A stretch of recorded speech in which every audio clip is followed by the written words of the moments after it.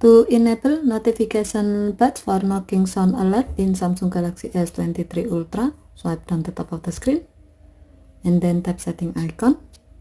Scroll down the screen to find accessibility. Tap accessibility and then tap hearing enhancement. Tap sound notification and then tap open sound notification. Next, tap the setting icon at the top right.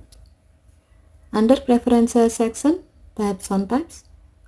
While the alert for sound notification is set to allow sound and vibration and badge feature is on. Next, tap notification categories.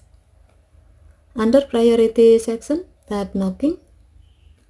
While the alert for knocking sound notification is set to alert, tap the gray on option next to app icon badges to enable this option. When the switch turns blue, it means that this option is on. By doing this, when sound notification feature is on and it detects knocking sound near you, your phone will show notification badge on the sound notification app icon. Okay, thank you for watching. Have a nice day.